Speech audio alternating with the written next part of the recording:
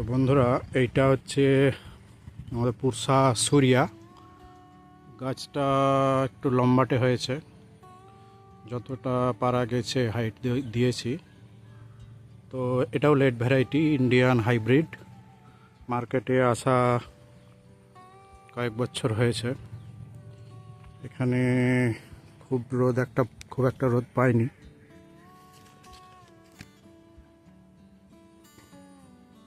একটু হলুদ হয়েছে, এটাকে হারভেস্ট করা যেতে পারে। বাকিগুলো প্যাকেট করেছি। আমাদের এঁটেল মাটি, তার জন্য হয়তো দেরি হচ্ছে। এই যে দেখুন, এটা পাখিতে উদ্বোধন করেছে, আর নিচে কয়েকটা ঝুলছে। তো এগুলো হারভেস্ট করে নিয়ে যাবো।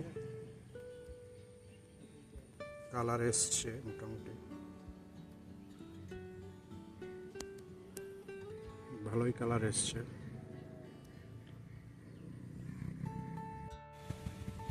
পুষা সুরিয়ার ওজনটা আমরা দেখে নিই।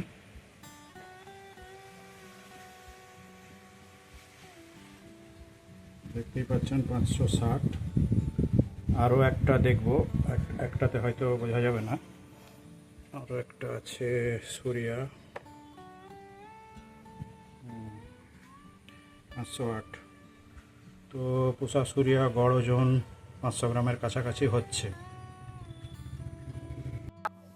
তো দর্শক, এবার আমরা এই পুষা সুরিয়া আমটা টেস্ট করব। তো এই হচ্ছে আম। এটা হারভেস্ট করা বেশ কয়েকদিন হয়ে গেছে। গায়ে একটু একটু অ্যানথ্রাকনোসের হয়তো দাগ এসে গেছে, কিন্তু কালারটা খুব সুন্দর। আর দেখতে এই পার্টিকুলার আমটা অনেকটাই অরুণিমার মতন, কিন্তু মানে পাকলে একটু ডিফারেন্ট হয়।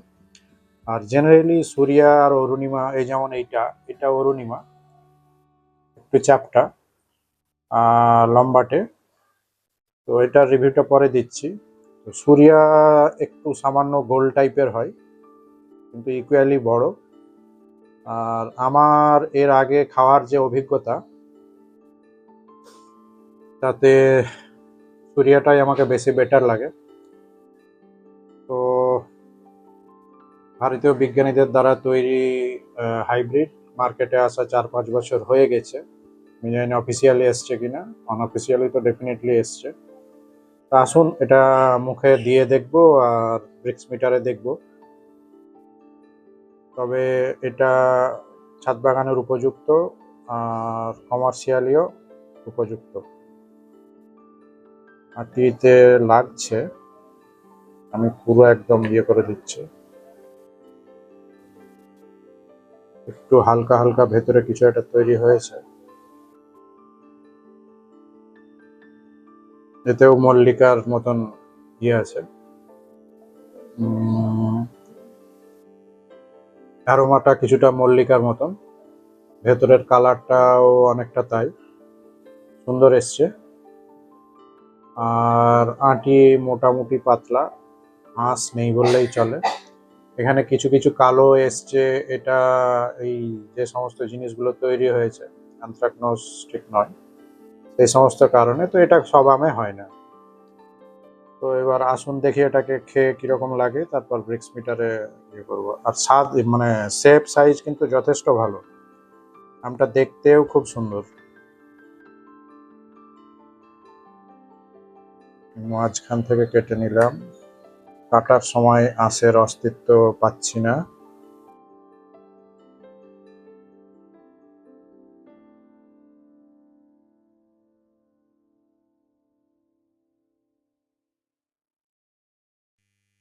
এটা কিন্তু প্রচুর মিষ্টি।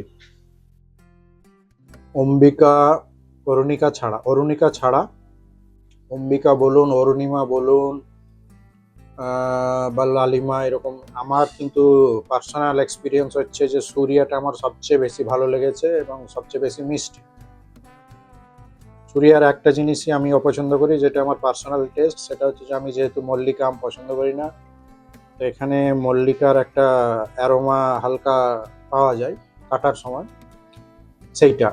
এছাড়া এর কিন্তু সবই ভালো, এটা কমার্শিয়ালিও হবে লোকাল বা ইন্টারন্যাশনাল মার্কেটে, আর কিপিং কোয়ালিটি ভালো। আর আপনারা ইজিলি এটাকে ছাদ বাগানে করতে পারবেন। আমার বাগানের গাছ একটু বড় হয়ে গেছে। এটা বাগানের হারভেস্ট হচ্ছে থার্ড ইয়ারের। খুবই সুন্দর খেতে আমটা।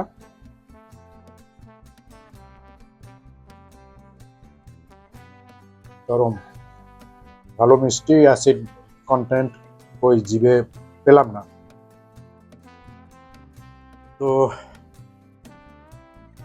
এটা ছাদ বাগানের উপযোগী একটা আম নিঃসন্দেহে। আপনারা ভালো করে ট্রেনিং করলে ইজিলি ছাদে ম্যানেজ করতে পারবেন।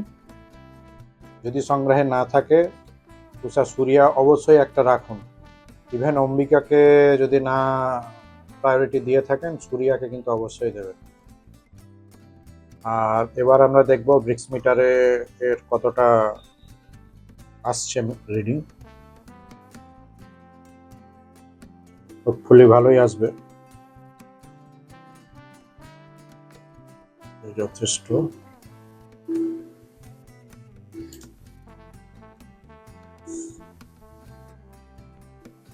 মুখে মিষ্টিটা লেগে আছে অনেকক্ষণ।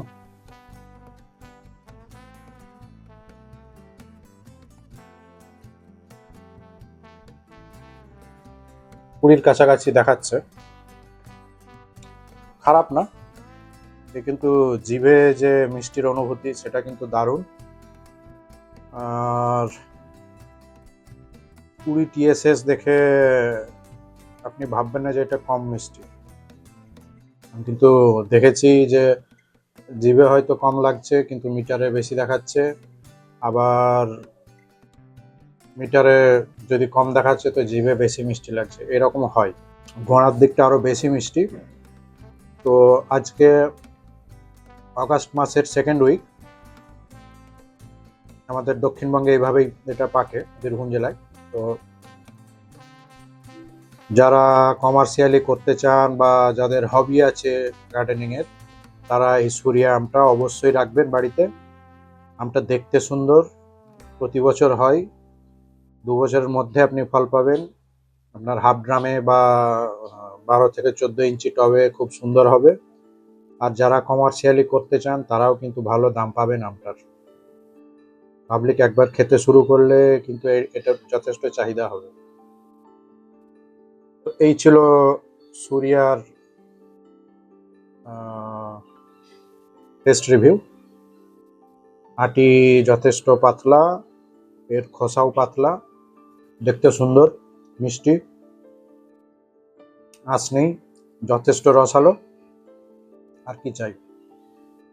হাইব্রিড আমের মধ্যে এটা একটা অন্যতম সেরা ভারতীয় আম। তো আপনারা এটা অবশ্যই রাখতে পারেন আপনাদের সংগ্রহে।